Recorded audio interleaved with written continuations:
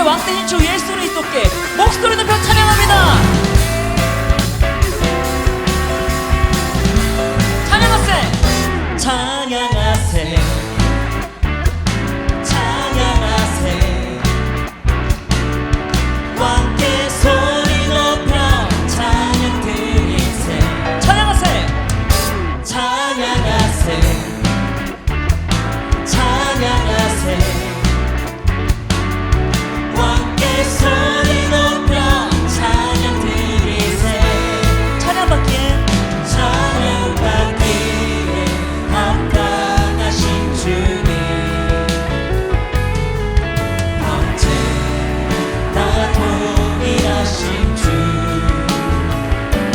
무릎 꿇고서 주 이름 외치세. 예수 나의 왕, 예수 나의 왕, 예수 나의 왕. 찬양하세, 찬양하세, 찬양하세, 찬양하세, 찬양하세. 소리 높여 찬양 드리세. 찬양하세, 찬양하세, 찬양하세. 왕께 소리 높여 찬양 드리세. 찬양받기에 합당하신 주님, 언제나 동일하신 주. 무릎 꿇고서, 무릎 꿇고서 주 이름 외치세. 예수 나의 왕, 예수 나의 왕, 예수 나의 왕. 찬양받기에 합당하신, 찬양받기에 합당하신 주님, 오 주님, 언제나 동일하신 주. 무릎 꿇고서, 무릎 꿇고서 주 이름 외치세. 예수 나의 왕, 예수 나의 왕, 예수 나의 왕, 예수 나의 왕, 예수 나의 왕, 예수 나의 왕, 예수. 우리 왕되신 주님께 다시 한번 선포합니다. 예수 나의 왕, 할렐루야. 예수 나의 왕, 예수 나의 왕, 예수 나의 왕. 아멘, 아멘. 왕되신 주 예수 그리스도를 찬양합니다. 오직 성령의 그 이름만을 찬양합니다. 할렐루야. 다 같이 자리에 앉아서 찬양하시겠습니다.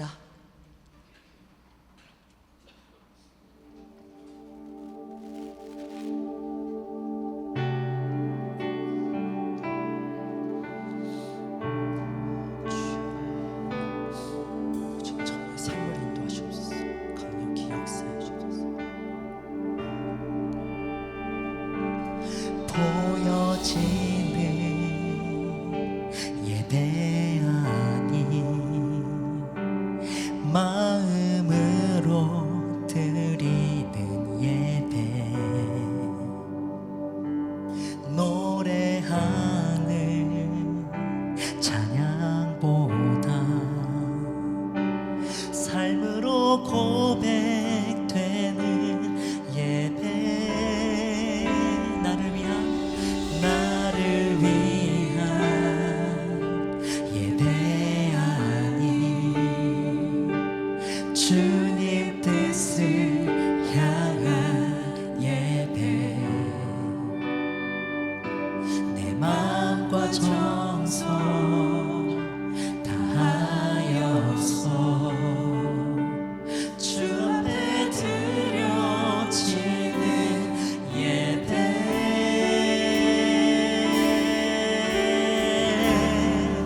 주 앞에 엎드려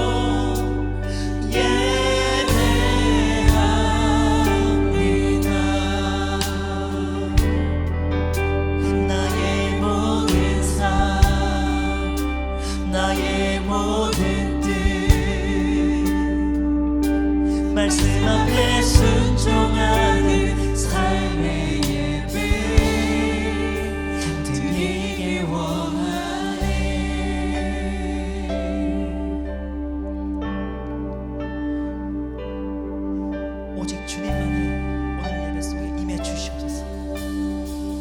보여지는 예배하는 보여지는 예배하니 마음으로 드리는 예배 노래하는 찬양보다 찬양보다 삶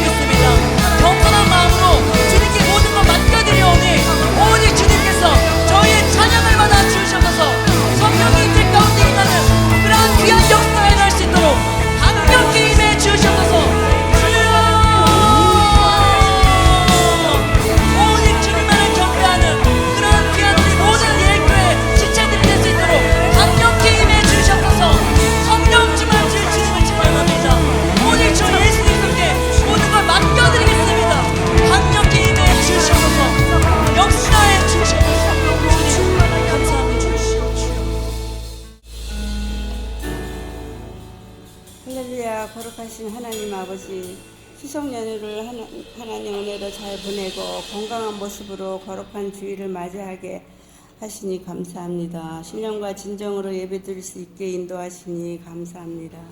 우리의 찬양과 경배를 기쁘게 받아 주옵소서.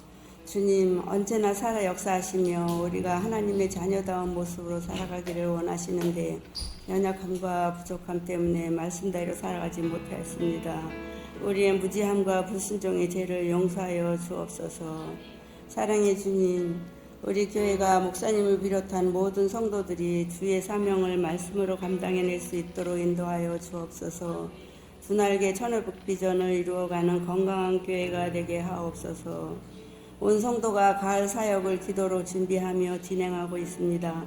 양육과 훈련을 통해 예수 그리스도의 충성된 일꾼이 되게 하시고 기도를 통하여 성령의 기름 부음이 넘치게 하옵소서. 진행되는 행복 모임 현장마다 베스트들의 마음이 열려 복음의 기쁨을 누릴 수 있도록 축복하여 주옵소서. 나라와 민족을 위해 기도합니다. 위기 속에 있는 이 나라를 주님께서 지켜주옵소서. 위정자들이 하나님을 경외하며 바로 서게 하시고 합심하여 나라와 국민을 위해 헌신하게 하옵소서. 사랑의 주님, 우리 교회 교육자와 간사들, 선교사님을 축복하여 주옵소서. 영육이 강건하게 하시고 성령 충만케 하옵소서. 삶과 사역의 모든 필요를 주님께서 채우사 풍성함을 누리게 하옵소서. 성도들의 가정에 복을 받게 하시고 감사와 기쁨의 찬양이 가정과 교회와 땅끝까지 넘치게 하옵소서. 목사님을 위해 기도합니다. 영육의 강건함을 주시고 성령의 능력으로 사명 감당하게 하옵소서. 말씀이 선포되었을 때마다 말씀을 듣는 성도들이 서로 위로받고 회복되게 하시고 비전이 명확해지게 하옵소서. 사모님과 자녀들을 축복하시고 건강으로 지켜 보아 주옵소서. 오늘 예배를 위해 섬기는 성도들을 축복하여 주시고 헌신일 때마다 하나님의 은혜가 임하게 하옵소서. 이 모든 말씀 우리 주 예수 그리스도의 이름으로 기도합니다. 아멘.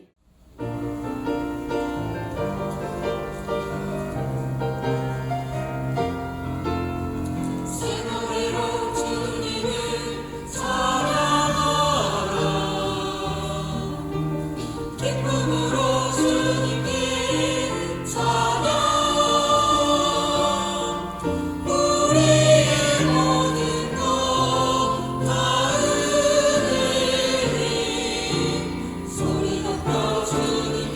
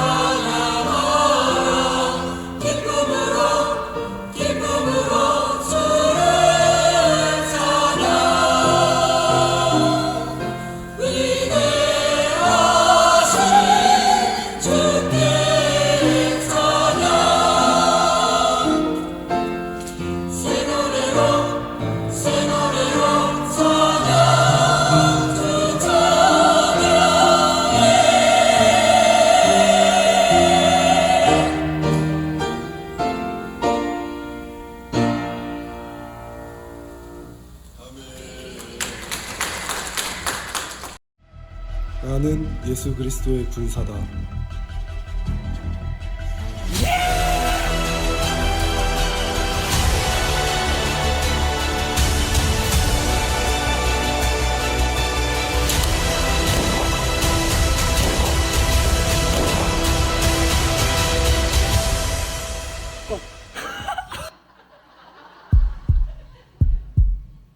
나는 경기장의 선수다.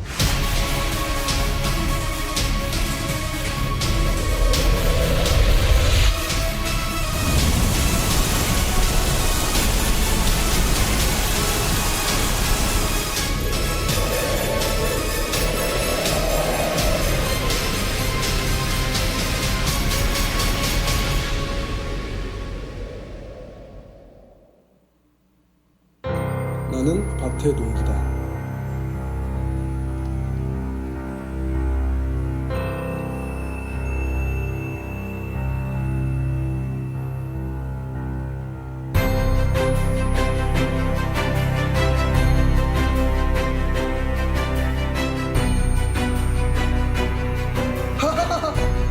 눈물 나. 저는 나가는 선교사입니다. 보내는 선교사입니다.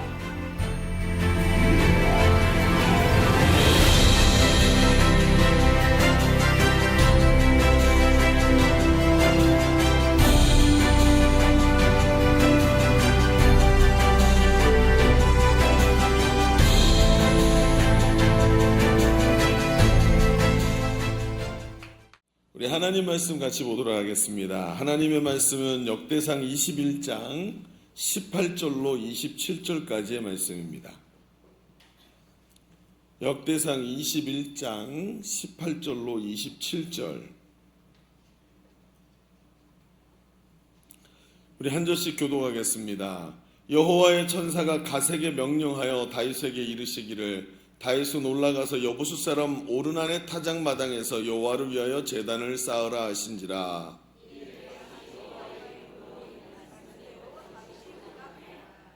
그때 오르난이 밀을 타작하다가 돌이켜 천사를 보고 오르난이 4명의 아들과 함께 숨었더니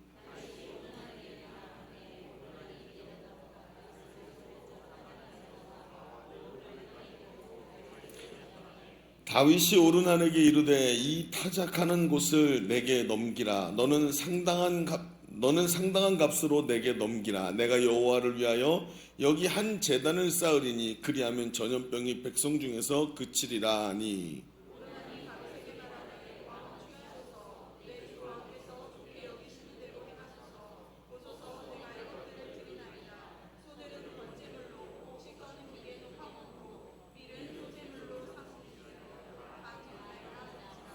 다윗 왕이 오르난에게 이르되 그렇지 아니하다. 내가 반드시 상당한 값으로 사리라. 내가 여호와께 드리려고 내 물건을 빼앗지 아니하겠고 값없이는 번제를 드리지도 아니하리라 하니라.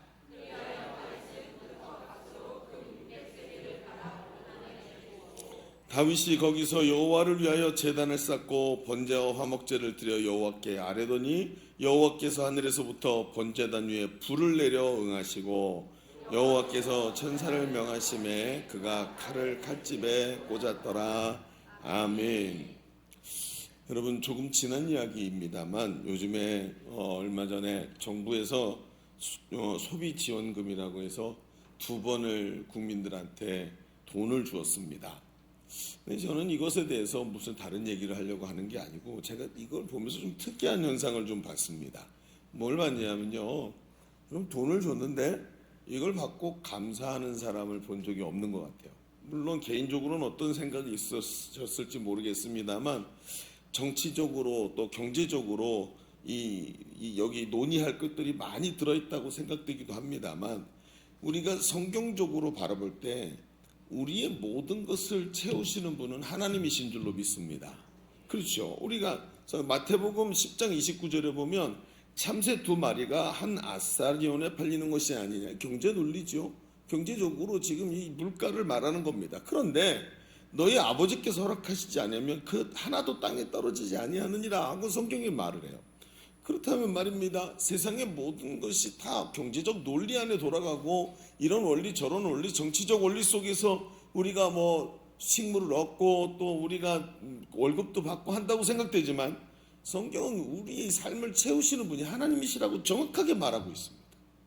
그렇다면 소비 지원금도 창조주 하나님께서 우주를 운행하시는 분이 우리를 자신의 하나님의 자녀들에게 주시는 은혜의 방편으로 사용하실 수 있다는 거예요.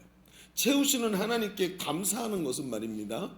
하나님 앞에 하나님 백성으로 살아가는 우리의 몫입니다. 그러면 이것을 받고 기뻐하고 하나님께서 우리의 부족한 부분을 이렇게 작은 것이지만 이렇게라도 채워주시는구나 하고 감사하는 목소리가 분명히 있어야 되는데 이걸 제가 발견한지를 저만 못 본 건지 심지어 제 속에도 그게 별로 없는 걸 느끼는 거예요. 여러분 살펴봅시다. 우리는 왜 감사가 이 부분에서 감사하지 못했을까요? 제가 가만히 보니까 이런 생각이 있더라고요. 사람들 마음속에 이 돈이 결국 내가 미래에 낼 세금이다. 그래서 당연히 내가 받아야 되는 돈이다라고 생각을 하는 거예요. 지금 보면은 젊은이들도 그런 생각을 하고 있죠. 그래서 이거 다 나눠주면 뭐 포퓰리즘이 어쩌고저쩌고 이야기하면서 나중에 어차피 우리가 세금 내야 되는 이것을 우리가 받는 거니까 안 받으면 손해다 이렇게 생각을 하고 있는 거죠. 자, 여기 들어온 게 뭐죠? 바로 가치 환산의 오류입니다. 우리는 세상적 가치와 경제적 가치만으로 세상을 자꾸 들여다봐요. 그러니까 이것이 여기 이 가치가 하나님이 내게 주신 것이라고 생각하지 않고 오류가 들어가니까 어떤 것을 줘도 감사할 줄 모르는 상태에 빠지게 됩니다. 세상은 모든 것을 경제 논리로 보지만 우리는 하나님의 의지 없이는 우리에게 주어지는 것이 없다라는 하나님 주권으로 모든 세상을 바라보는 줄로 믿습니다. 이게 맞는 거예요. 아니에요? 왜 아멘을 안 하세요? 그렇죠? 참 중요한 얘기입니다. 이게 지금 너무나 충격적이시군요. 굉장히 중요한 얘기입니다. 이런 가치 환산의 오류가 들어가니까 우리에게 하나님 좋은 걸 주셔도 하나님이 주셨다고 말하지를 않아요. 이 가치 환산의 오류가 일어나는 또 다른 곳이 하나 있는데 그게 뭐냐 하면 우리가 드리는 예배에 대해서 가치 환산의 오류가 자꾸 일어납니다. 예배를 말이죠. 영어로 worship이라 그러죠. worship. 근데 이게 worth라는 단어하고 이제 어떤 이제 상태나 성질을 의미하는 단어로 그 뒤에 전미사로 ship이 붙어 있습니다. 그래서 이 두 가지 언어가 붙어서 worship이라는 단어를 쓰는데 이게 하나님께 합당한 가치를 돌려드리는 것. 우주를 창조하시고 지금도 우주의 주권자가 되시는 하나님을 그런 분답게 대하는 것을 worship이라고 얘기하는 거예요. 예배는 하나님의 가치를 드러내는 행위입니다. 하나님이 하신 일이 얼마나 아름답고 귀한지 또 그분이 얼마나 거룩하고 존귀한 분이신지를 온 천하에다가 선포하고 내 삶으로 드러내고 하나님께 그 영광을 돌려드리는 행위 자체가 예배인 거죠. 그런데 우리가 예배를 할 때 자주 여러분 예배 뒤에 뭐라고 붙이죠? 많은 그리스도인들이 아마 절반쯤은 예배 뒤에다가 예배를 본다라는 단어를 이제 쓰지요. 그런 동사를 씁니다. 이 본다라는 게 뭐죠? 참관의 의미입니다. 참관.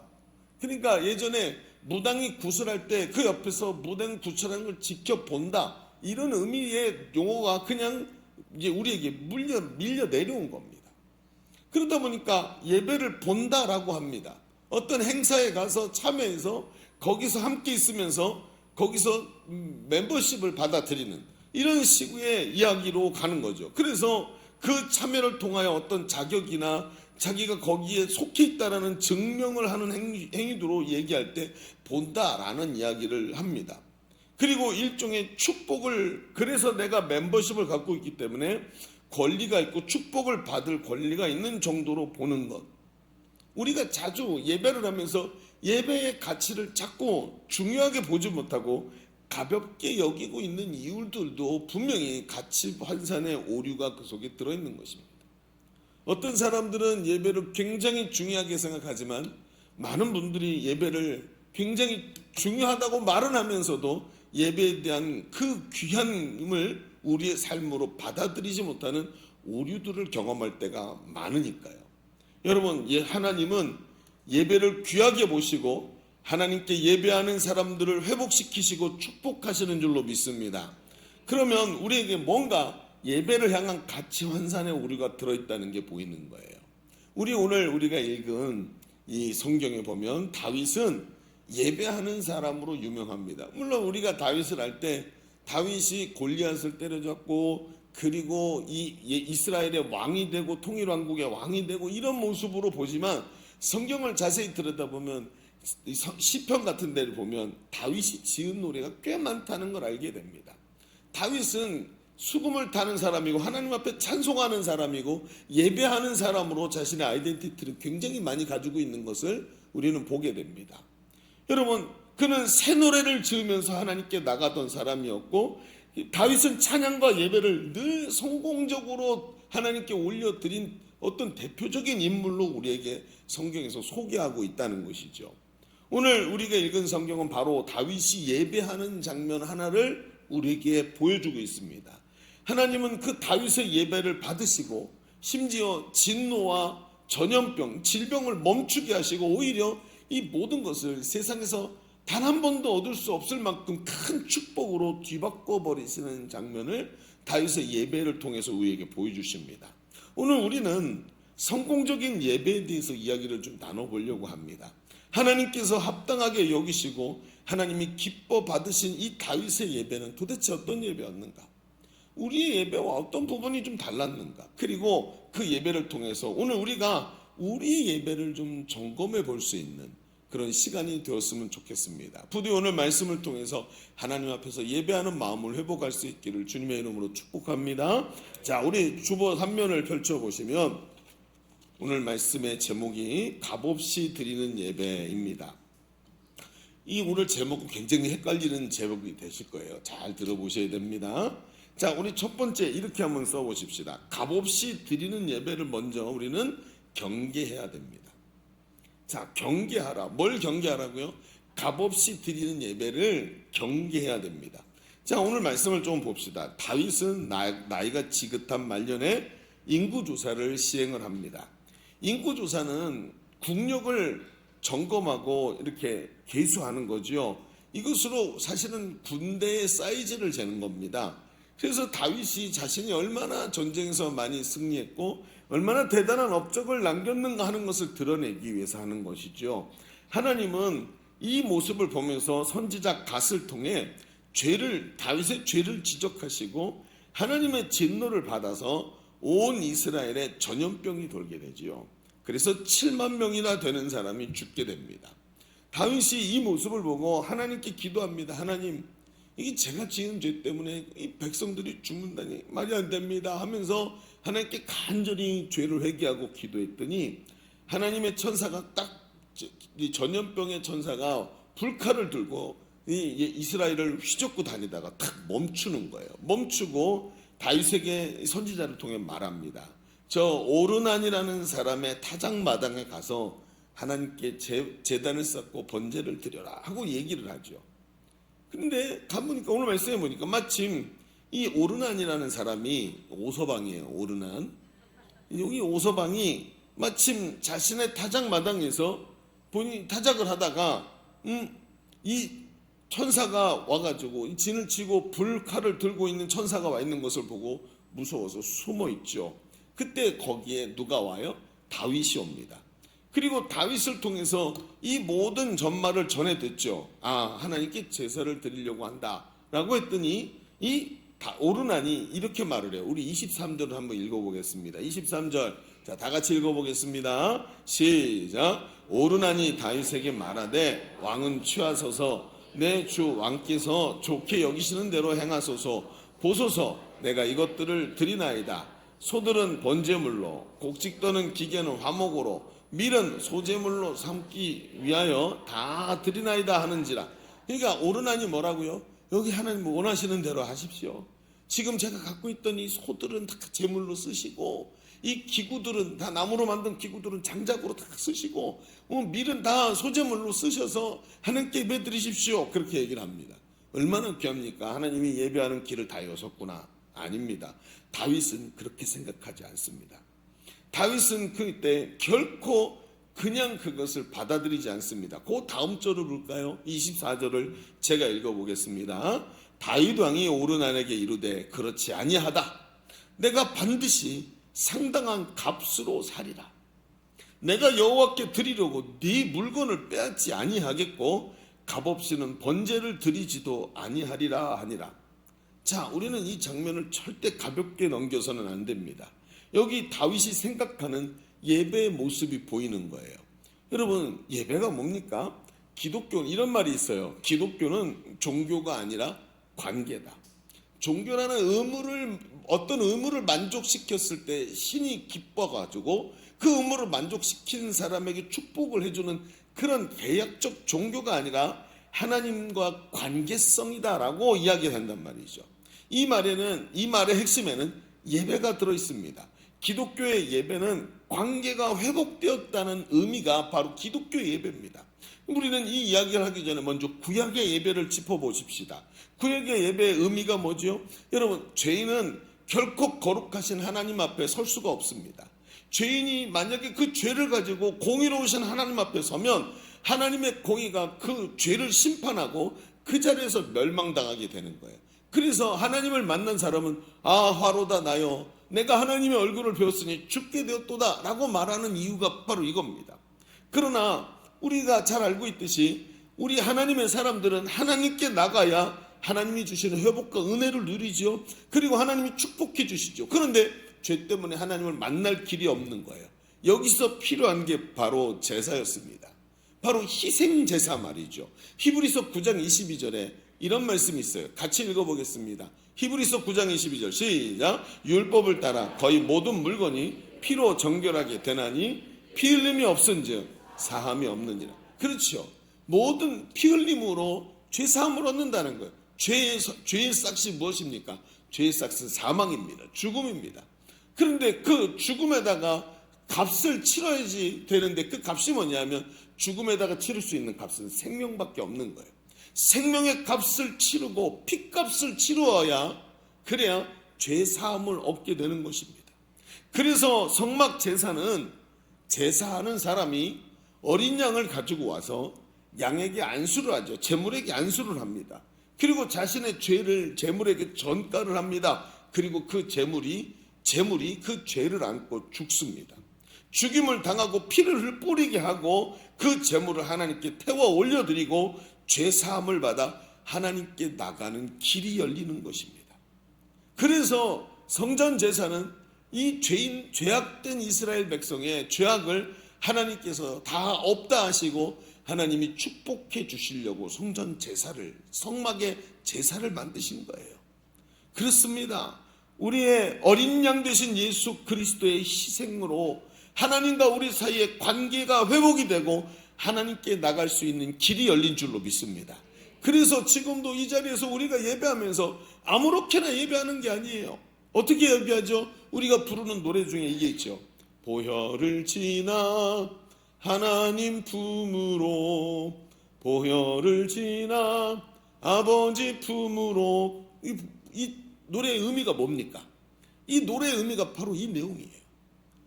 예수 그리스도의 보혈을 통해서 하나님께 나갈 길이 열렸고 멸망당하지 아니하고 하나님이 주시는 은혜를 덧입게 되었다. 존귀한 주보혈이 내 영혼을 새롭게 하셔서 하나님의 은혜를 입게 만들어 주셨습니다 하는 고백인 거예요. 그래서 어린 양 되신 예수 그리스도가 홀로 그 몸으로 우리의 모든 죄를 짊어지시고 고난당하시고 희생당하시면서 하나님과의 관계가 열린 줄로 믿습니다. 예배는 이 관계를 드러내는 거예요. 지금 다윗은 그 희생을 위해 자신이 대가를 지불하겠다고 말합니다. 앞에 24절에 뭐라고 얘기했습니까? 내가 반드시 상당한 값으로 사리라. 내가 여호와께 드리려고 네 물건을 빼앗지 아니하겠고, 제일 중요한 말, 값없이는 번제를 드리지도 아니할 것이다. 예수 그리스도의 희생이 없이는 하나님께 나갈 수 없다는 것입니다. 그렇습니다. 응답받은 다윗의 예배는 희생을 근간으로 하고 있는 거예요. 여러분, 다윗은 절대로 예배를 가볍게 여기지 않았습니다. 옳다구나 예배하려고 했더니 하나님이 이렇게 열어가지고 예배할 수 있는 방법을 주셨네? 아니요, 그건 예배가 아닙니다. 하나님께 드릴 수 있는 희생과 자기 포기가 있어야만 이게 바로 예배가 될 수 있다는 것입니다. 여러분, 우리 시대를 가만히 생각해 보십시오. 우리 시대는 개인주의가 굉장히 팽배한 시대입니다. 그래서 사람들은 누구나 부담을 싫어하고, 그리고 누구에게 부담 주는 것도 싫어하고 부담 받는 것도 싫어하지요. 그거 여러분 나가서 전도해 보면 금방 합니다. 여러분, 지나가는 사람에게 예수 믿으세요 하고 전도지 하나 내밀면 그 작은 전도지 그냥 하나 받으면 되는데, 그거 싫어가지고 전도하는 사람한테 눈을 부라리면서 뭐 쌍욕하고 지나가는 사람도 있습니다. 가만히 보면 왜 지나가는 사람에게 귀찮게 왜 말 거냐, 이런 의미로 하는 것 같지만 가만히 들여다보면 이 사람은, 우리 시대가 특징이 뭐냐면 부담을 싫어하는 거예요. 그러니까 이번에도 보면은 이런 얘기 있죠. 많은 사람이 이번 명절에 친지들 만나기 위해서 고향에 가는 걸 포기하고 해외로 여행 갔다 그러더라고요. 이제는 부모님도 안 계시겠다, 형제들하고 관계도 부담스럽겠다, 이제 안 보면 그만이야. 점점 미니멀해지고 사람들의 관계는 적어지고 점점 내 방에 갇히고 우리 집에 갇히고 좁아지고 핸드폰 화면에 갇혀버리는. 그러면서 그냥 나 오늘 내 삶이 어제와 똑같이 그냥 내가 하고 싶은 거 하면서, 내가 오늘 먹고 싶은 거 먹으면서 혼자만 잘 살면 된다라는 남들의 부담을 함께 지지 않으려는 생각들이 우리에게 굉장히 많죠. 그러니 어때요? 예배에 나올 때도 동일한 이 마음이 우리 가운데 작동을 합니다. 예배 나올 때도 부담 없이 오고 싶은 거예요. 그러니까 어때요? 지난주에 왜 안 나왔어? 그렇게 말 안 하는데 어디요? 사람 많이 모이는 대형교회. 그냥 가면 가는 거고 안 오면 그냥 안 오나 보다 하고 그냥 내버려 두는데 찾아갑니다. 그리고 부담 없이 예배하고, 누구도 이번에 찬양팀 좀 섬겨주시면 안 될까요? 이런 얘기 하지 않는 대로 가려고 합니다. 여러분, 그러니까 어때요? 예배는 부담이 없고 그냥 나한테 위로와 용기를 얻을 수만 있으면 되겠어요. 그러니까 나중에는 어떻게 돼요? 현장에 예배하는 자리에도 가지 않고 영상으로 설교 듣고 이렇게 점점 뒤로 가면서 가치를 잊어버리는 거예요. 여러분, 정말 우리 가슴에 생각해 봅시다. 위로와 용기를 얻는 것이 잘못된 건 아닙니다. 누구에게나 위로와 용기가 필요하고, 하나님께서도 목자 없는 양같이 유리하는 시대에 위로와 용기를 주시기 위해 예수님을 보내주셨잖아요. 그런데 예배의 본질은 위로와 용기가 아니더라는 거예요. 그건 희생을 통한 하나님과 나와의 관계 회복이라는 것입니다. 하나님의 주권을 인정하고 하나님께 내 삶을 내어드리는 것입니다. 그렇죠? 그리고 동시에 자신의 권리를 포기하는 행위가 예배입니다. 그런데 예배에 나오는 우리의 자세는 이럴 때가 많죠. 하나님, 내가 이렇게 예배에 나왔습니다. 내가 이렇게 사람들을 섬겼습니다. 그러니 하나님 나에게 축복해 주세요. 내가 오늘 하나님이 축복을 원하고 축복을 받을 수 있다라고 생각하면서 나옵니다. 하나님, 내가 예수 믿어 하나님의 자녀가 되었으니 지난번 말씀하신 대로 저를 축복해 주세요. 여러분, 마음이 이러면 어떨까요? 예수님 뭐라고 말씀하시죠? 심령이 가난한 자는 복이 있나니 의에 줄이고 목마른 자는 복이 있나니 말씀하시는데, 하나님, 내가 이만큼 하나님께 섬기고 예배하러 나왔으니 나를 축복해 주세요. 혹시 축복이라는 특권을 요청하는 권리의식을 가지고 예배에 나온 것은 아닐까요? 이때 가치환산의 오류가 일어나면서 예배가 막히기 시작합니다. 하나님, 내가 이렇게 기도했는데, 이렇게 하나님을 섬겼는데 기도의 응답도 안 해주시고 제 소원을 들어주시지 아니하고 이게 뭡니까? 라는 이야기가 나오죠. 마치 우리가 소비지원금을 받으면서도 감사하지 못하는 이유와 똑같은 이유가 예배에서 나타나기 시작합니다. 예배의 기쁨과 감사가 사라집니다. 하나님 주신 은혜, 받을 수 없는 자가 감히 하나님께 받은 것에 감사해서 이 안에서 은혜가 넘쳐나는 게 아니라, 하나님 그거 제 건데 왜 안 주시나요? 하면서 예배의 가치를 이해하지를 못하고 있는 거예요. 여러분, 아브라함은 하나님의 부르심을 받고 본토 친척 아비의 집을 떠나라 하셔서 떠납니다. 떠나고 그 다음부터 어떻게 되냐면, 하나님이 명령하신 그 가나안 땅의 마므레 상수리 나무 아래 제단을 쌓고 하나님께 예배하기 시작합니다. 그러면서 곳곳에 하나님께 제단을 쌓고 예배했다는 얘기들이 있습니다. 그런데 여러분 알고 계십니까? 아브라함이 그렇게 하나님께 예배하고 제단을 쌓을 때 그 곁에는 항상 조카 롯이 있었습니다. 조카 롯이 항상 있었다는 거예요. 그는 아들과 같은 존재였습니다. 그런데 성경은 어느 자리에도 롯이 하나님께 아브라함 옆에서 함께 제사를 올렸다는 말을 기록하고 있지 않습니다. 아브라함은 본토 친척 아비의 집을 떠나는 순종을 하고 예배를 드렸습니다. 아브라함은 하나님 앞에 예배를 드릴 때 그 어떤 자리에도 부담을 가지고 자신이 하나님 앞에 서야 되기 때문에 노력하면서 그 앞에 섰지만, 롯은 아브라함 옆에 서 있었지만 그 제사에 어떠한 부담도 느끼지 않았던 사람입니다. 그러니 어떻습니까? 여러분, 아브라함과 하나님과 언약을 세우고 마음을 맞추고 그분께 온전히 순종할 때 그 부담도 가지지 않냐고 그 옆에 늘 부담 없이 서 있던 롯이 다시 언급되는 자리는 그가 아브라함을 떠나서 소돔과 고모라를 향해서 멸망하는 곳으로 갈 때 그의 이름이 다시 나오기 시작합니다. 여러분, 오늘 우리가 이 말씀을 깊이 봐야 됩니다. 부담 없이 드리고 어떤 값도 치르지 않고 하나님께 드리는 예배를 우리는 경계해야 된다는 것입니다. 예전에 저희 아이들이 어렸을 때 주일날 아침에 쫄래쫄래 교회를 가죠. 아직 철없으니까 학교도 안 들어가고 뭐 이럴 때였으니까 그냥 이 교회 오는 게 얼마나 신나고 재밌는 일인지 몰라요. 사회 관계가 넓어지니까 교회 가면 다 아는 사람이고, 한때는 말입니다. 교회 아이들을 데리고 오면 아침에 딱 올라와서 엄마 안녕, 아빠 안녕 그러고 예배하러 가면 그 다음에 어디 간지 몰라요. 집에 갈 때 되면 나타나요, 애들이. 그러면 애들을 자세히 살펴보면 오늘 어디 갔었는지 뭐 먹었는지 다 여기 기록이 돼 있습니다. 블랙박스에. 초콜릿 먹었었구나, 이런 것까지 다 알게 되죠. 집에 가서 보면은 주머니 한쪽에 1,000원짜리 2개가 꼬깃꼬깃 들어있어요. 이거 어디서 났어? 그러면 어떤 아줌마가 줬어. 그래, 어떤 집사님이 줬어. 그러면서 여기다 이렇게 꺼내기도 하고 막 그랬던 기억들이 있습니다. 근데 아이들을 보낼 때 손에 이제 헌금을 들려서 보내죠. 아이들이 이게 헌금이 뭔지 잘 모르니까 엄마가 준 거 가지고 가서 헌금함에다 집어넣는 예배 행위를 하는 거예요. 1,000원짜리 한 장을.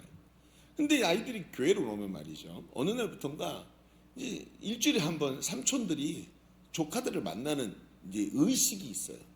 그래서 예배를 마치고 나면 점심을 먹고 조카들을 데리고 건너편에 있는 슈퍼마켓에 가서 과자를 한 번씩 사주고 그랬습니다. 그러니까 아이들이 그런 재미로 이제 교회로 왔던 거죠. 근데 어느 날부터 알게 된 거예요. 이 아이들이 점심 먹고 삼촌이 사주는 이 과자 한 봉지 값이 이 아이들이 하나님께 드리는 헌금보다 더 비싸다는 거. 그래서 그거를 아이들이 알게 됐고, 그래서 제 아내가 어떻게 했냐면 아이들에게 이 헌금을 1,000원이 아니라 1,000원짜리 2개를 쥐어줬어요. 야, 최소한 너희가 먹는 과자보다는 하나님께 헌금을 더 드려야 되지 않겠니? 하면서 아직도 철도 없고 이게 뭘 의미하는지도 모르는 아이들한테 이 헌금을 2,000원을 쥐어주기 시작을 한 거예요. 여러분, 그 아이들은 그게 뭔지 몰랐을 것입니다. 그러나 이런 가치관이 생기죠. 하나님께 최소한 내가 먹는 과자보다는 하나님께 더 드리는 것이 예배다. 부담이 없는 게 아니라 가볍게 드리지 않도록 하는 것이 예배라는 거예요. 여러분, 주일날 우리는 왜 넥타이를 쪼매고 오는 걸까요? 일주일 내내 넥타이 메고 살았잖아. 양복 입고 답답해 죽겠는데 오늘 여기 오면서도 또 양복 입고 차려입어야 되는 이유가 뭘까요? 우리의 마음이 가볍지 않기 위해서입니다. 물론 구원받은 기쁨과 즐거움을 내려놓으라는 뜻이 아닙니다. 주일 예배는 무게감이 있는 거예요. 여러분, 주일날 아침이 됐는데 직장에서 연락이 왔습니다. 오늘 여기 일이 급하게 됐네. 우리 잔업을 좀 해야 되는데 좀 나오시면 좋겠다고 이야기를 합니다. 직장에서 부릅니다. 그럼 나가야죠. 득달같이 나가는 게 아니라 이렇게 말해야 됩니다. 제가 오늘은 주일이라서 하나님과 약속을 했습니다. 이 사람하고도 약속을 하면 지켜야 되는데 하나님과 약속했으니 제가 오전에 예배를 드리고 최대한 빨리 나가도록 하겠습니다. 말해야 되지 않겠습니까? 예배가 이렇게 가벼워서 되겠습니까? 하나님 앞에 희생이 없이 하나님께 예배를 드리고 부담 없이 예배 드릴 수 있겠습니까? 여러분, 하나님께서 우리의 예배를 기쁘게 받으시는 줄로 믿습니다. 사랑하는 성도 여러분, 값없이 부담 없이 드리는 예배를 경계하시기를 바랍니다. 다윗이 말합니다. 내가 값없이 번제를 드리지 아니하리라. 부담을 가지고 희생하고 섬기고 나를 내어 드리는 마음으로 주 앞에 엎드릴 때 하나님의 영광이 드러나고 하나님이 높아지시고 하나님이 왕이 되셔서 우리의 인생을 생명의 성령의 법으로 다스리는 역사가 일어날 줄로 믿습니다. 우리 첫 번째 얘기 좀 정리해 보시죠. 우린 지금까지 하나님이 응답하시는 이 다윗의 예배에 대해서 말씀을 나누면서 그 첫 번째로 값없이 드리는 예배를 경계해야 된다는 얘기를 했습니다. 다윗은 값없이 하나님께 번제를 드리지 않겠다고 했습니다. 부담 없이 그저 세상에서도 줄 수 있는 힐링이나 원해서 가벼운 마음으로 예배에 나오는 곳이 아니라 희생하며 헌신하며 하나님 앞에 예배를 무거운 마음으로 중요하게 여기는 마음으로 와서 하나님께 진중하게 예배를 드려야 되는 겁니다. 희생 없는 예배를 거절하십시오. 값없이 드리는 예배를 경계하고 하나님 앞에서 하나님의 가치를 드러내는 진정한 예배를 올려드리는 우리가 되기를 주님의 이름으로 축복합니다. 자, 그렇다면 이제 앞에 하지 말아야 될 것을 얘기했다면 이제 반대로 해야 될 것을 한번 얘기해야 되겠죠. 그렇다면 어떤 예배를 드려야 합니까? 라는 질문이 나옵니다. 값없이 드리는 예배를 거절했다면 이제는 어떤 예배를 드려야 할까요? 여러분, 정말 아이러니하지만 이제 값없이 드리는 예배를 거절했다면 이제 두 번째는 값없이 드리는 예배를 사모해야 합니다.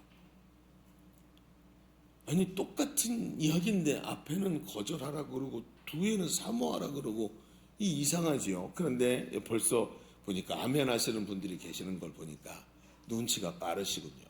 그렇습니다. 아주 중요한 얘기입니다. 자, 이 얘기를 조금만 더 하고 오늘 말씀을 좀 마감해 보시죠.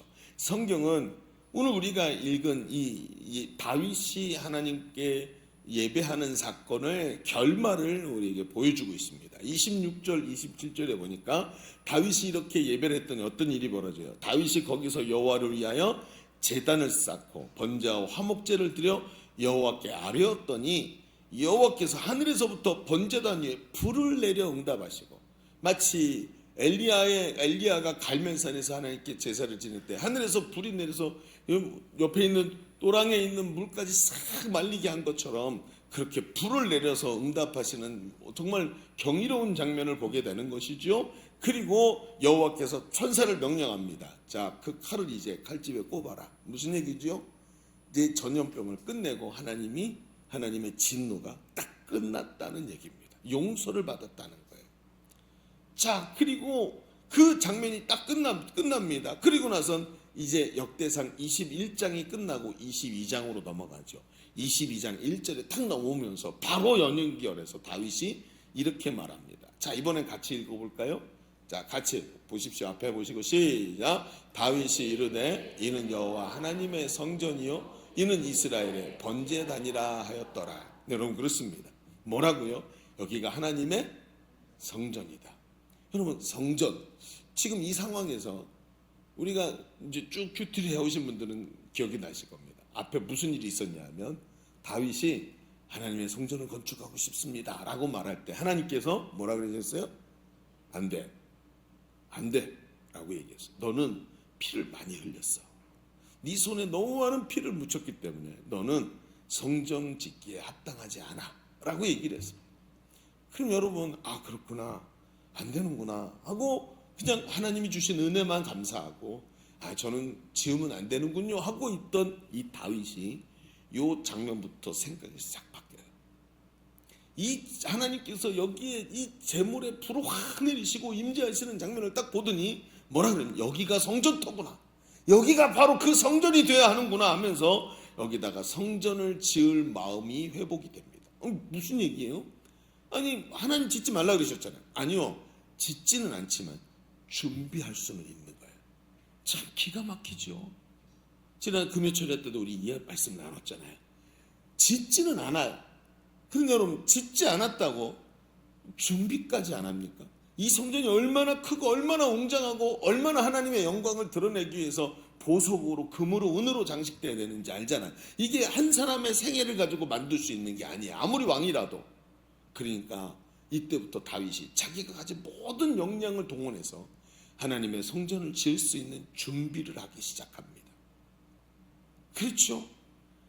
하나님께서 다윗이 성전을 짓는 것을 거절하셨지만 그의 마음에 불이 떨어지고 웅장하고 아름다운 성전을 위한 준비를 하겠다는 이 의지와 비전이 확 일어나기 시작합니다. 그게 어디예요? 바로 오르난의 타작마당이 바로 그 자리입니다. 그런데 여러분, 기가 막힌 건 뭡니까? 이 오르난의 타작마당, 여기 이 자리가 다윗이 말한 대로 여기에 성전이 세워집니다. 지금도 여러분 예루살렘에 가잖아요. 남쪽에 있는 이 언덕에서 예루살렘 성을 딱 들여다보면 성이 크게 보입니다. 앞에 기드론 골짜기가 흐르고 옆에 흰놈의 골짜기가 흐르는데, 그런데 이 골짜기 사이에 이렇게 예루살렘 성이 있어요. 그리고 정 가운데 이 성전이 있던 자리에 지금 황금돔 사원이 이제 있고, 이슬람교 성전입니다만 왼쪽 위에가, 저 위에 삐죽 튀어나온 데가 시온산입니다. 여기가 뭐냐, 다윗성이에요. 처음에 왕이 되었을 때 다윗이 만든 다윗의 성이 바로 요 시온산이었는데, 요 성 밖에 바로 보이는 자리, 저만큼 멀리 떨어진 자리에 오르난의 타작마당이 있었고, 거기가 성전터가 되는 거예요. 그리고 거기 하나님의 불이 임한 걸 보고 다윗이 여기다 성전을 지어야 한다고 확실하게 알게 됩니다. 자, 그런데 여러분, 구약 성경에 보면 이 오르난의 타작마당이 또 나오는 데가 있어요. 어디 나오냐면 창세기 22장에 나옵니다. 창세기 22장에 보면 무슨 일이 있냐면 하나님께서 아브라함에게 네 독자 이삭을 뭐하라? 번제로 바쳐라 라고 말씀하시죠. 아브라함이 그 말씀을 듣고 질문하지 않고 하나님께 순종합니다. 그러면 아들을 데리고 가는데 내가 너에게 지시할 땅으로 가라 하고 간 곳이 어디예요? 그렇죠. 바로 거기가 여기 이삭을 희생 제사로 드린 모리아 땅에 지정하신 산, 바로 그 자리가 여기예요. 기가 막히죠. 여러분, 이삭이 누굽니까? 아브라함의 독자입니다. 하나님께서 아브라함에게 이삭을 바치라 그럴 때 아브라함이 칼을 들고, 아들 보니까 하나님이 예비하실 줄 알았는데 가서 보니까 양도 없고 예비하신 것도 없어서 그 아들 독자를 죽이려고 거기서 가슴에다가 칼을 확 꽂을 마음을 딱 이미 다 먹고 시행할 때 천사가 딱 막았다 그랬죠. 근데 그 장면을 생각해 보십시오. 그게 누굽니까? 바로 예수님이시지 않습니까? 이삭이 지금 의미하는 바가 희생의 제사로 하나님께 올려드릴 예수님을 말하는 것입니다. 이 자리가 바로 다윗 때 희생의 제사를 통해 우리에게 올 저주와 재앙이 멈추고 하늘에 불이 내리고 응답을 하게 되는 바로 그 자리, 성전이 되고, 그 성전이 솔로몬 때 세워진 이 성전이 시간이 지나서 예수님께서 말씀하신 대로 너희가 이 성전을 헐라, 내가 3일 만에 성전을 지으리라. 이 성전이 누구를 의미하는 거예요? 십자가에 달려서 죽음 당하시는 예수님의 몸을 헐라 3일 만에 그 성전을 부활을 통해서 지으리라 하면서 예수님이 그 성전을 어디다 지으셨습니까? 지금 그 예루살렘이 아닙니다. 어디다 지으셨어요? 여기 있다 저기 있다 할 것이 아니라 너희 안에 있느니라. 우리 안에 하나님의 성전을 지으신 줄로 믿습니다. 이 성전은 예수님이 지으셨습니다. 즉 눈으로 보이는 성전은 역사 속에 다 무너졌지만 이제는 어린 양 예수의 희생, 그 피 흘림으로 우리 속에 세우신 성전이 되었다는 거예요. 기가 막힌 일입니다. 하나님이 얼마나 오랫동안 이 성전 지을 일을 계획하시고, 그리고 이 성전을 우리 속에 지으려고 그렇게 오랫동안 기다리셨는지를 우리가 알게 되는 대목인 것입니다. 예수님은 수가성 여인에게 이렇게 말씀하십니다. 요한복음 4장 21절에 예수께서 이르시되 여자여 내 말을 믿으라. 이 산에서도 말고 예루살렘에서도 말고 너희가 아버지께 예배할 때가 이르리라. 수가성 여인이 예배에 대해서 물어봅니다. 예수님, 나는 예배할 데가 없습니다. 어디 가서 예배하면 좋을까요? 그렇죠. 이 산에서, 여기 사마리아도 말고 예루살렘에도 말고 그 성전도 아니고 진짜 예배할 날이 오는데 그날 아버지께 예배할 때가 이른다. 그때가 언제입니까? 아버지께 23절에 아버지께 참되게 예배하는 자들은 영과 진리로 예배할 때가 온다. 여기서 영은 성령을 말하는 것이고 진리는 바로 진리 대신 예수님의 십자가의 복음입니다. 예수님을 통해서 보혈을 지나 하나님께로 나가서 막힌 담이 열리고 하나님께 진정으로 예배하는 날이 성령 안에서 우리에게 임한 줄로 믿습니다. 바로 이것이죠. 이것을 통해 성령이 우리 안에 들어오시면서 하나님께 진정으로 예배하는 역사가 우리 속에 일어나기 시작한 거예요. 오늘 우리의 예배는 예수님을 통해서 하나님께 올려드리는 예배가 되는 줄로 믿습니다. 하늘에서 불을 내려서 다윗의 이 제물을 다 태우신 주 하나님의 이 성령의 불이 오늘도 우리 가슴 가운데 임하게 된 줄로 믿습니다. 이게 예배란 말입니다. 그냥 헐렁헐렁 드리는 것이 아니라는 거예요. 우리가 지금 이 앉아있는, 늘 앉아서 내가 앉아있던 자리에 오늘도 와서 앉아있지만 이 자리에서 일어나고 있는 일이 얼마나 대단한 일인지를 우리가 알아야 된다는 것입니다. 바로 예수님께서 우리 속에 세우신 성전에 하나님의 성령이 임하셔서 하나님을 예배하게 된 것입니다. 어린 양 되신 예수님이 십자가에서 내 죄를 다 뒤집어 쓰시고 희생으로 우리 속에서 지으신 이 성전에 영과 진리로 예배하게 된 것입니다. 이사야 선지자는 우리에게 이렇게 말합니다. 이사야서 55장 1절에 오호라 너희 목마른 자들아 물로 나오라 돈 없는 자도 오라 너희는 와서 사 먹되 돈 없이 값없이 와서 포도주와 젖을 사라. 우리가 아무런 대가도 지불하지 않았습니다. 이 예배를 위해서 나는 아무것도 필요가 없습니다. 왜? 우리 주 예수님께서 모든 것을 대가를 지불하셨기 때문입니다. 그러면서 얘기합니다. 3절에 너희는 귀를 기울이고 내게 나와 들으라. 그리하면 너의 영혼이 살리라. 복음을 듣고 복음의 진리를 깨닫고 영혼이 살아나서 그리고 어떻게 합니까? 성령의 충만함을 받아서 영원한 언약을 맺으리니 다윗에게 허락한 확실한 은혜니라. 예수 그리스도 안에서 주시는 이 성전 참은 주님이 우리 안에서 역사하시는 것을 체험하고 풍성한 은혜를 누리게 되었다는 것입니다. 여러분, 예수님이 말씀하십니다. 마태복음 28장 20절에 내가 너에게 분부한 모든 것을 가르쳐 지키게 하라. 볼지어다 내가 세상 끝날까지 너희와 항상 단 1초도 떨어져 있지 않고 너희와 항상 함께 있으리라. 우리 안에 성령님 이 성전에 계셔서 우리의 예배를 받으시는 줄로 믿습니다. 우리가 승리하도록 오늘도 도우시는 줄로 믿습니다. 얼마나 중요한 얘기입니까? 예배가 이렇게 벅찬 겁니다. 예배가 이렇게 가슴 뜨거운 것입니다. 오늘 우리에게 주신 이 예배 은혜를 여러분 누리고 사십니까? 오늘 우리가 드리는 예배는 예수님의 십자가 대속으로 값없이 주신 은혜로 드리는 예배입니다. 나는 지불한 것이 없지만 우리 주님이 나를 위해 모든 것을 쏟으시고 물과 피를 다 쏟으시고 생명으로 값을 지불하셔서 내게 주신 은혜로 드리는 예배인 것입니다.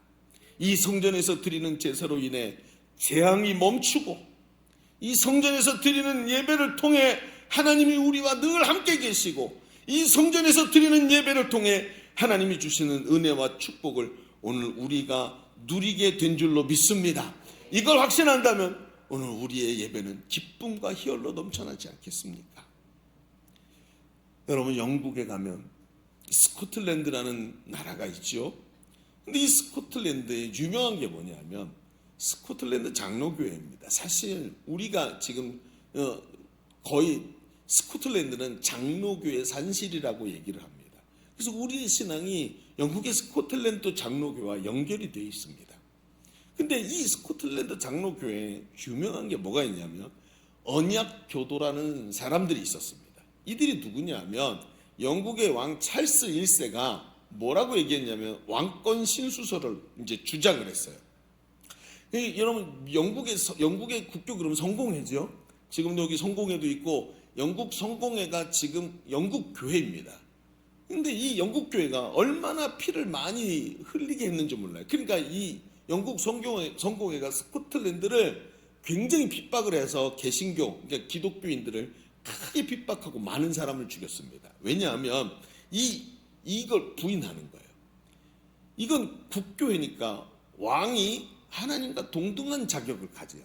비슷한 자격. 그래서 뭐라 그랬냐면 왕의 권한을, 하나님이 왕권을 주셔서 왕의 권한이 하나님과 비슷하다. 그래서 왕이 교회의 수장이 될 수 있다라고 말한 거예요. 그러니까 가톨릭에 뭐가 있어요? 교황이 있죠. 그 역할을 왕이 할 수 있다라고 얘기를 한 거예요. 그러니까 이 언약 교도들이 이 말을, 이게 여러분 스코틀랜드가 종교개혁이 강력하게 일어났던 곳이지 않습니까? 그러니까 이 말을 절대적으로 받아들이지 않겠다고 하고 문서로 만들어 가지고 서명을 딱 해버립니다. 그래서 서로 언약을 맺고, 우리는 절대로 이걸 받아들이지 않겠다고 서로 언약을 맺어서 언약 교도라고 한 거예요. 그러니까 그들이 왕의 명령에 불복종을 했으니까 어때요? 이제 국교도들하고 전쟁이 일어난 겁니다. 전쟁을 이렇게 갖고 막 잘 싸워야 되는데 그게 아니라 지게 되죠. 그리고 산채로 잡혀와서 포로로 끌려와서 재판을 받게 됐어요. 자, 근데 이 찰스 1세가 너무 머리가 좋은 사람이, 이 사람이 어떻게 했냐면 이들을 죽이면 어떻게 되죠? 이들을 죽이면 여기 갇혀있지 않지만 자식들도 있고 영향을 받은 사람들이 굉장히 많단 말이죠. 그러면 이들이 뭐가 돼요? 순교자가 된다고요. 그럼 이들을 죽인다고 끝나는 게 아니에요. 그러니까 이 사람들이, 이 찰스 1세가 이들의 신앙을 무너뜨려야 되니까 어떻게 했냐면 이 잡아온 사람들을 재판을 하고 사형을 언도한 다음에 어떻게 했냐면 감옥에다 가둬놨는데 지붕이 없는 감옥에다가 가둬요. 이해가 되십니까? 감옥에 지붕이 없으면 어떻게 되죠? 부담을 가지세요. 부담을. 생각을 하셔야 돼요. 감옥에 지붕이 없으면 어떻게 돼요? 도망치면 그만이죠. 그러니까 도망치라고 가둬놓은 거예요. 자, 그런데 한번 생각해 보십시오. 도망치면 어떻게 될까요? 도망가면 삽니다. 그러나 하나님만이 교회의 주인이라고 천명한 목숨을 건 언약은 조롱거리가 되는 거예요. 그 목숨 하나 부지하겠다고 하나님께 약속한 걸 버리고 도망쳐서 뒤에 있는 사람들이, 아, 저건 목숨을 걸고 그걸 지킬 게 아니구나, 이렇게 생각하게 된다는 거예요. 여러분, 다니엘이 왕의 조서에 어인이 찍힌 것을 알고도 똑같이 문을 열고 기도한 이유가 이거예요. 똑같은 이유입니다. 그러니 어때요? 그 사람들이 거기 남아가지고 밤새 기도하고 아침에 사형을 받아요. 그리고 죽습니다. 순교를 합니다. 그렇게 신앙을 지키고 교회를 세워요. 그래서 어떻게 된 줄 아십니까? 나중에 스코틀랜드에 어마어마한 부흥이 임하죠. 나중에 있잖아요, 주일날 아침이 되면 말입니다, 스코틀랜드 이곳에 장로교가 얼마나 부흥을 했는지 주일날 아침이 되면 교회가 많은데도 사람들이 전부 옷을 다 이 정장을 입고 준비해서 주일날 아침에 예배를 하러 나오는 거예요. 그럼 동네 사람들이 전부 예배를 하는 거예요, 도시 사람들이. 근데 사람들이 와서 예배당 앞에 쫙 와서 예배를 들어가면 교회 앞에 장로님들이 서 계시다가 아유 딱 끊어요. 더 이상 못 들어옵니다. 자리가 꽉 찼습니다. 이 이상 들어오면 위험해질지도 모릅니다 하고 막고 문을 닫아버리니까 뒤늦게 오던 사람들이 갈 데가 없는 거예요. 우리도 그러죠. 주차장이 다 끝나가지고 갈 데가 없으니까 이 여름 교회를 찾아갖고 사방으로 뛰어다니는 거예요. 그러니까 그곳에 얼마나 교회가 많았는지 다른 교회 가서도 들어가고 여기도 들어가고 저기도 들어가서 예배를 드리려고 했다는 거예요. 그만큼 부흥했다는 것입니다. 전 도시가 예수를 믿었단 말이죠. 그런데 있잖아요, 지금 어떤 줄 아십니까? 지금 영국 스코틀랜드는 교회가 문을 닫고 그 교회가 건물이 오래됐으니까 허물지는 못하고 문화재가 돼가지고 그 내용에 내 안에 모스크로 팔리고 나이트클럽과 공연장으로 쓰인다 그래요. 지금도 여러분 들어보신 적 있으실 겁니다. 매해 8월이 되면 스코틀랜드의 에딘버러라는 곳에서 전 세계 사람들이 모이는 공연 문화 축제가 열려서 공연을 마임도 하고 막 이런 걸 합니다. 난타가 거기서 이제 유명해졌죠. 왜 거기 스코틀랜드에서 그게 열리는 줄 아십니까? 그 예배당 건물이 다 공연장으로 팔려서 공연장이 너무 많아요. 우리 예배당 사이즈만한 공연장이 너무 많아서 거기서 그 전 세계 공연을 한꺼번에 할 수 있게 된 거예요. 교회가 다 사라진 겁니다. 여러분, 이들은 큰 은혜를 받았습니다. 그러나 중심의 예배를 잊어버리고 신앙유선을 지켜내지 못하고 굳어진 교회 내의 관료주의와 교조주의에 빠져서 나오지를 못했습니다. 누구도 우리 잘못됐으니까 바꾸자라고 말을 못했고 스스로 개혁해야 된다고 말하는 개혁주의자였지만 진정한 의미의 개혁인 자기를 바꾸지를 못하는 자리에 가게 된 겁니다. 그러니 어때요? 전도 안 해도 교회 사람이 찾아오고 그게 습관이 돼서 다음 세대 전수가 되지 못하고 신앙이 무너져 내리는 일이 돼버린 것입니다. 오늘 여러분, 우리는 예배가 무엇인지를 잘 알고 있습니다. 오늘 이 다윗의 예배가 어떤 예배였는지를 알고 있어요.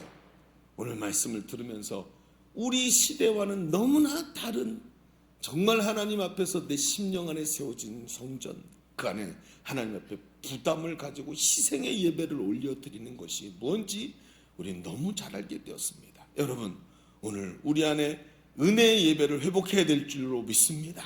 굳어 있으면 안 됩니다. 이제 예배의 가치를 회복해야 됩니다. 희생 없이 값없이 드리는 예배를 거절하고 십자가로 값없이 드리는 예배를 올려드려야 돼요. 희생 없이 값없이 드리는 예배를 거절하고 십자가로 인해서 값없이 드리게 된 예배를 올려드려야 되는 것입니다. 이제 말씀을 마무리하십시다. 여러분, 예수 그리스도의 희생으로 값없이 하나님께 나가 참된 예배자로 승리하는 성도들의 삶이 되시기를 주의 이름으로 축원합니다.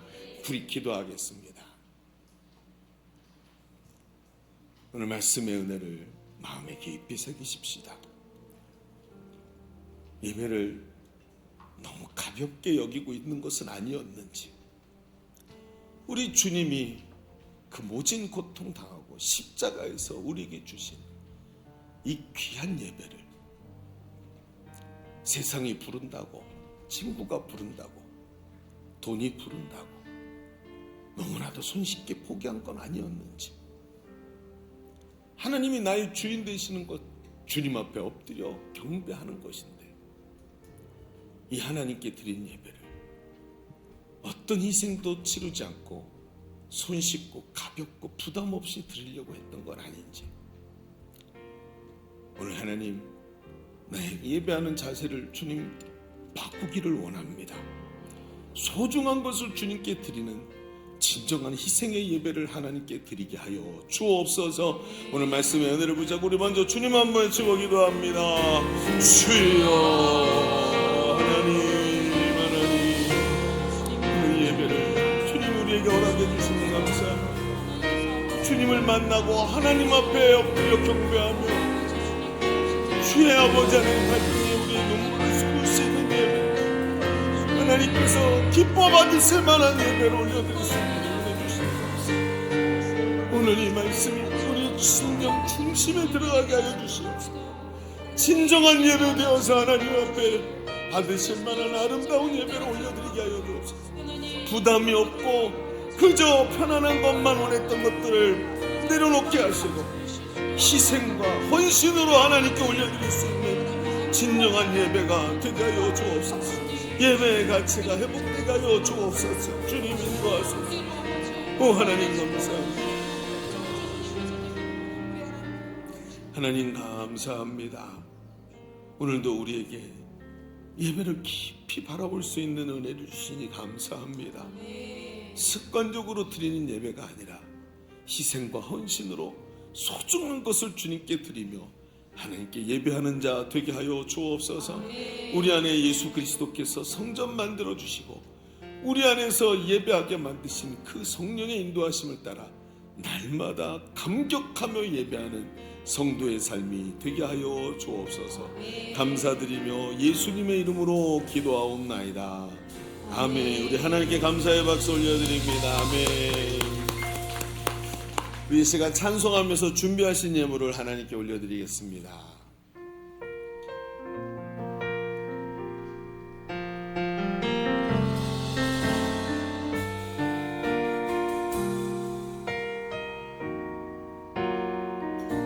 우리에게 소원이 하나 있네.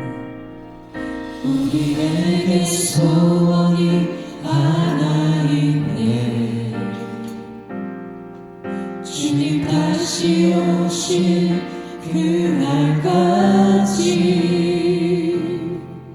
우리 가슴에 새긴 주의 십자가 사랑 나의 교회를 사랑케 하니 주의 교회를 향한 우리 마음 희생과 포기와 가난과 고난 하물며 주조차 우릴 막을 수 없네. 우리 교회는 이 땅의 희망 교회에게 예배되게 우릴 사용하소서. 진정한 부흥의 날 오늘이 가도록 우릴 사용하소서.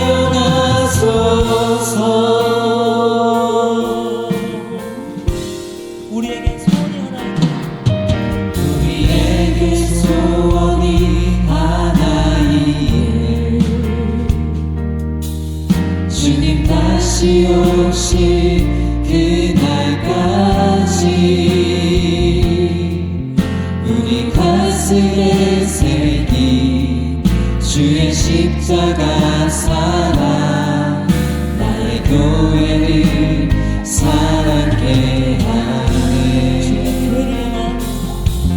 주의 교회를 향한 우리 마음 희생과 포기와 가난과 고난 하물며 죽음조차 우릴 막을 수 없네. 우리 교회는 이 땅의 희망 교회되게 예배되게 우릴 사용하소서. 진정한 부흥의 날 오늘이 가도록 우릴 사용하소서. 성령의 예배하리라. 자유의 마음으로 사랑으로 사역하리라.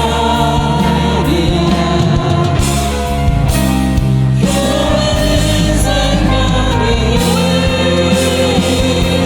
오늘 교회에게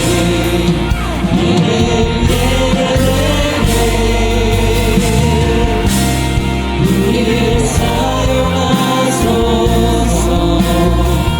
진정한 부흥의 날 오늘이 가도록 우리 마지막으로 전심을 다해서 교회를 교회되게 예배되게 우릴 사용하소서. 진정한 부흥의 날 오늘이 가도록 우릴 사용하소서. 아멘. 주님 영광의 박수. 감사합니다. 드려진 예물을 위해서 한번 기도하겠습니다.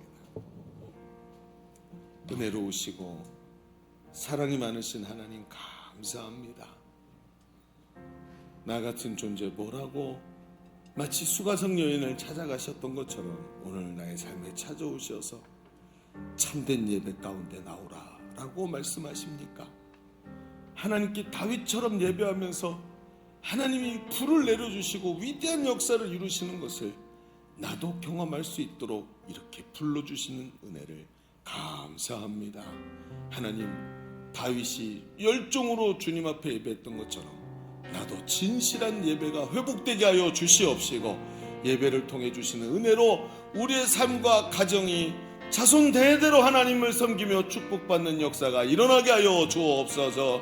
오늘도 하나님께 예배하며 준비한 예물을 올려드립니다. 하나님, 겸손히 무릎 꿇고 주의 발 앞에 올려드렸사오니 하나님, 우리의 중심을 담은 예물을 받아 주옵소서.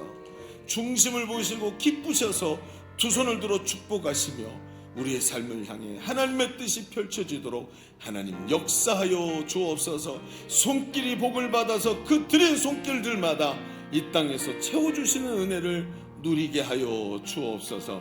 하나님께 감사와 영광을 올려드리며 이제는 우리 구주 예수 그리스도의 은혜와 아버지 하나님의 지극하신 사랑하심과 성령님이 우리 가운데 내주하시고 교통하시는 은혜가 오늘 모여 예배드리는 주의 사랑하는 자녀들 머리 위에, 우리의 삶의 현장과 가정 위에, 주님의 몸된 교회 위에, 지금도 신음하는 이 나라 이 민족과 열방의 선교사들 위에 이제로부터 영원토록 함께 계실지어다. 아멘.